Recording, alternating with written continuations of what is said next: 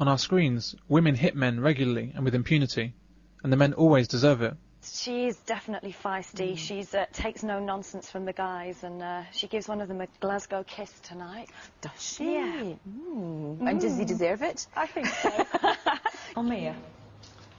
Oh.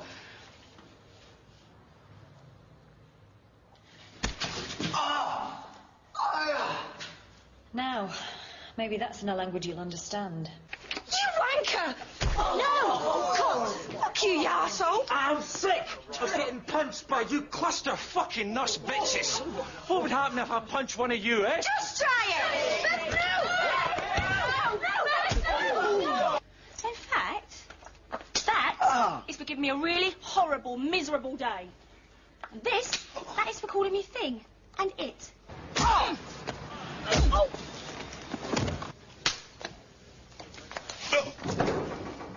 I am a doctor. Prove it. Stitch this, mate.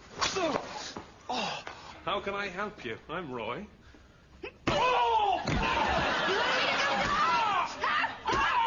I am! Here in The Incredibles, in the entire film, men get hit by men and women, but none of the female characters are struck. Hey, look. Whatever happened to ladies first? Well, whatever happened to equal treatment? Hey, look, wait. The lady got me first. Even a boy can be hit by an adult, but never a woman. In our cartoons, girls are taught that it's absolutely okay to hit boys, and they'll never hit back. What's a mouse pad? Feminine protection for mice. I saved you. Do I get a wish? Let me try. Hey there, baby. Yeah, whatever. I mean it! I mean it! Ah! I never made a man cry. I even kicked a guy in the groin once and he didn't cry. I got the cat. I haven't actually seen the Chippendales, and I can't think of anything worse than sitting staring at some bloke's crotch for 2 hours. Unless, of course, it belonged to Judge Pickles, and it was in a liquidator, but... Women and men will frequently laugh at scenes of male castration, or any damage to the male groin. Most comedy films, particularly Hollywood films, will have the obligatory shot of a man hitting the balls, or worse. Oh, go on. Test it.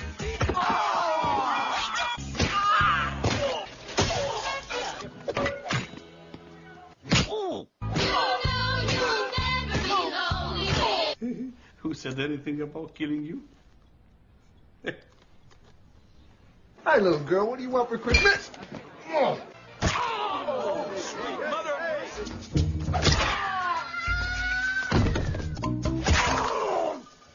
One extramarital, and I'll cut it off. Hey, Tommy, heads up!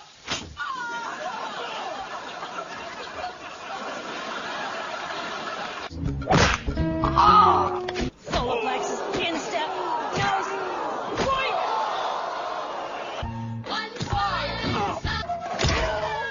Let the woman go. You are under arrest.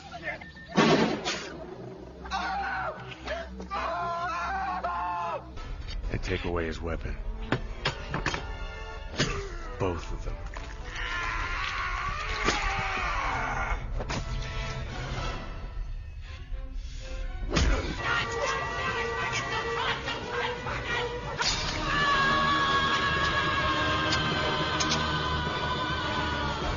But there simply isn't any depiction of violence against female genitalia, ever. Sexual violence against men on screen is entertainment, but against women it's always serious, and is said to promote misogyny and violence against women. What does sexual violence against men promote? Well, for some, it leads to TV fame. Our next guest is a woman who's famous around the world for literally taking the law into her own hands. It's my pleasure to welcome Lorena Bobbitt. Welcome. This is your first appearance on British television, and millions of viewers join me in wanting to know the answer to one question. Cut any good dicks lately? Have you ever seen or heard of a man mutilating a vagina? And if you have, would you expect to see them laughing about it on a talk show?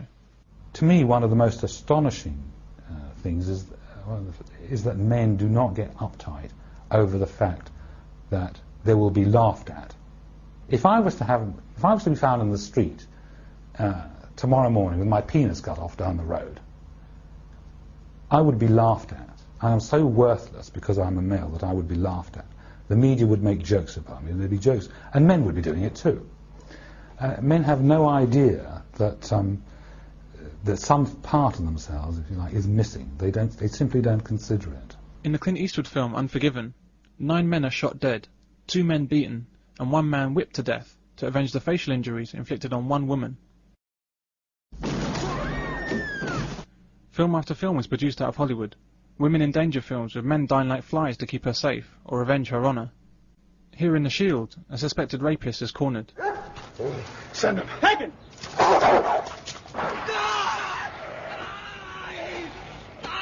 Should I call him back? Not yet. Want the dog back? This guy raped 5 women. 2 today. They used a police dog to subdue him. Ruptured one of his testicles. They say dogs are a good judge of character. Of the hundreds of men killed or maimed on our screens every week, practically all of them are shown to have deserved it in some way. There seems to be 101 reasons why a man might deserve to die, and not a single reason why a woman might deserve it. You're safe now. He's not going to hurt you anymore. Here, a drunk driver who killed a child is gunned down by a grieving family member. Can you imagine a storyline with a female drunk driver killed? In the film 88 Minutes, a woman commits multiple murders, but the writers want to tell us that she only did it under the influence of a man. You seize on a naive junior lawyer on your legal staff. You realize that she's damaged and psychologically impaired. Genius, isn't it? Susceptible to your crap. So what do? You get her to kill people for you. We now live in a society where everyone except men belongs to a protected group. Disabled people, gays, blacks, Jews, Muslims, old people, fat people, red-haired people, the vertically challenged, and of course, women. The list of groups worthy of protection goes on. Infected by political correctness. You cannot speak your mind because you are deemed to be offending people. And the only people you can offend with impunity are men, particularly white, heterosexual men. You've got everything of those, that everything is stacked against you. After Beslan and other terrorist incidents, there was media concern that there may be an unfair backlash against Muslims. With hundreds of people killed, there's now a backlash against the country's 20 million Muslims. Today, people are directing all their anger and all their frustration at the entire Muslim community. So does it not follow that if the misbehaviours of relatively few men are relentlessly highlighted and exaggerated, that there might be an unfair backlash against all men? Maria says she spends the bus journey to work keeping an eye out for suicide bombers. When I enter bus, I can't help thinking about terrorists, so I have to look attentively at everybody around me. Women seem to understand the danger of constantly being associated with something negative. Women even objected to the tradition of naming hurricanes with women's names.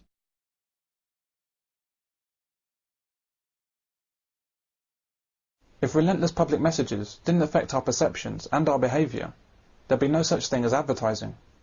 By continually casting men in the role of paedophile, wife-beater, rapist, criminal, death object, terrorist, stalker, idiot and absent father, how can there not be a backlash? In our supposedly male-dominated society, men are effectively restricted in their choice of employment due to misandry. And so it's very difficult for a man to become a primary school teacher without experiencing some kind of problem. Yeah, well I know with one of my nephews, he went into childcare and he had a real tough time of it in his lessons because it was all girls and they used to accuse him of being a paedophile and all sorts of things. So easy, isn't it? And if they did like nappy changing, a woman had to supervise him in case he did anything wrong. But I think that's well out of order. Totally out of order.